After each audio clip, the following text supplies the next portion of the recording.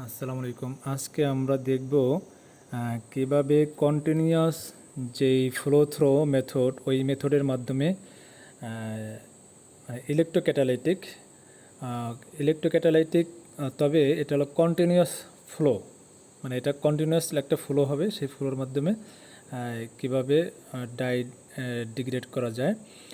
তার জন্য আমাদের যে জিনিসটা লাগবে সেটা হলো যে একটা এই ক্যাটালাইটিক মেমব্রেন রিয়েক্টর সেল এটা।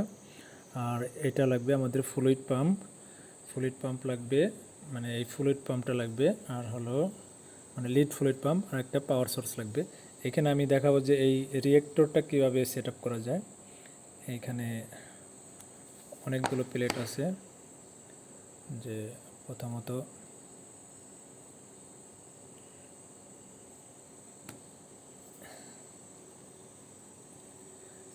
এই যে প্লেটটা দেখা যাচ্ছে এটাও একটা টিআই প্লেট। হ্যাঁ, টিআই প্লেট। আর এই টিআই প্লেটের এইখানেই আমাদের যেই মেমব্রেনটা, ওই মেমব্রেনটা আমরা এখানে রাখবো। এই এই প্রান্তে, যে প্রান্তে ইন, এটা আমাদের অ্যানোড। ওই অ্যানোডটা আমরা এখানে দেখবো আর কি।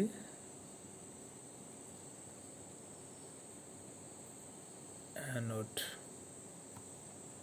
হ্যাঁ, এটা প্লেস করা হয়ে গেছে। এখন আমাদের যে জিনিসটা করতে হবে সেটা হলো যে এই যে এটা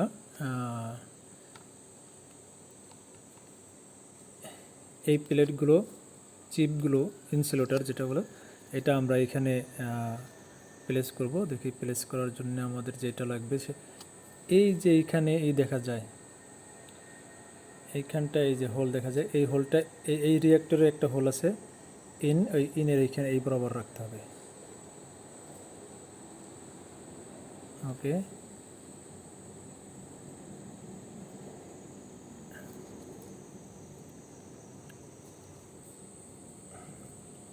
এরপর আমরা একটা ইনসুলেটর ইউজ করব যাতে করে শর্ট সার্কিট না হয়। হ্যাঁ, এরপরে আমাদের যে জিনিসটা দরকার সেটা হলো যে এই আর একটা ট্যাবলেট আছে, এই ট্যাবলেটটা আমরা এখানে দেব।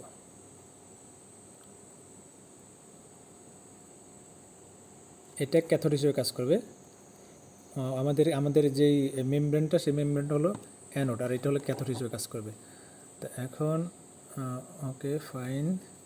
এরপরে যে এই যে প্লেক্স, যে এইটা আছে, প্লেক্সিটটা আছে, এই প্লেক্সিটটা এখানে দিয়ে দেবো।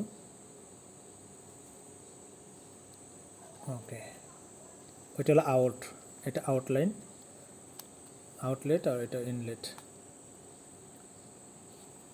ওকে,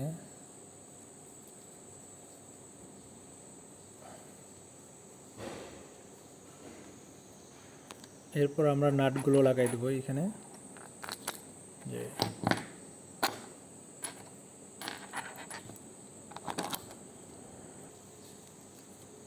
নাটগুলো টাইট করে লাগাইতে হবে যাতে করে এখানে কোনো না থাকে, ফাঁকা না থাকে, বা পানি লিক না করে, ওয়াটার লিক না করে। যে ফ্লুইডটা আসবে সেই ফ্লুইডটা যাতে লিক না করে।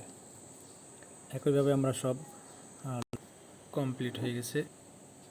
এরপর আমরা ডাই সলিউশনটা তৈরি করব। এর মধ্যে আমাদের পিএমএস, পারক্সিয়াম সালফেট দিয়ে দিলাম। কিছু সময়ের জন্য আমরা একটু ডাইটা তৈরি হয়ে গেছে। এখন আমরা এই ফ্লুইড পাম্প অন করলাম, এটা অন করলাম। এখন আমাদের যেটা দরকার, এই ইনলেটে এইটা এই টিউবটা এখানে আমরা ভালো করে অ্যাডজাস্ট করে দেব যাতে পানি লিক না হয় বা খুলে না যায়। ওকে,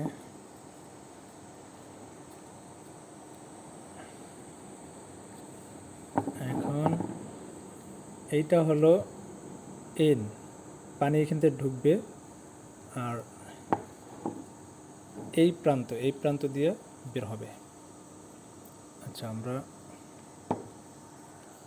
তাহলে এইখান দিয়ে আমার এই ইফ্লুয়েন্টটা প্রবেশ করবে, আর এইখান দিয়ে আউট হয়ে আবার এটার ভিতরে, বিকার ভিতরে, যেহেতু এটা কন্টিনিউয়াস প্রসেস আমরা এখানে করেছি। এখন আমাদের যেটা দরকার সেটা হলো যে পাওয়ার সাপ্লাইটা, এই পাওয়ারটাকে আমাদেরকে অ্যাডজাস্ট করে করতে হবে।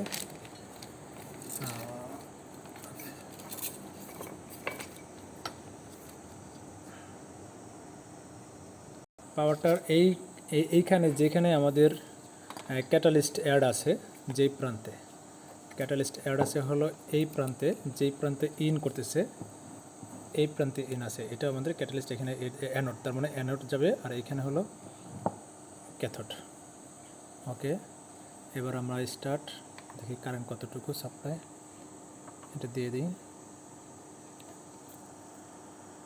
ওকে, তার মানে আমরা ওই ফ্লুইড পাম্পটা অলরেডি স্টার্ট করে দিয়েছি ওইখানে 20 RPM-এ। আর আমাদের যে ক্যাটালিস্টের কারেন্ট ভোল্টেজ খাচ্ছে হলো 6 আর হলো অ্যাম্পিয়ার খাচ্ছে হলো কত, 90। হ্যাঁ, 90 অ্যাম্পিয়ার থেকে এখানে আসছে 90। ওকে,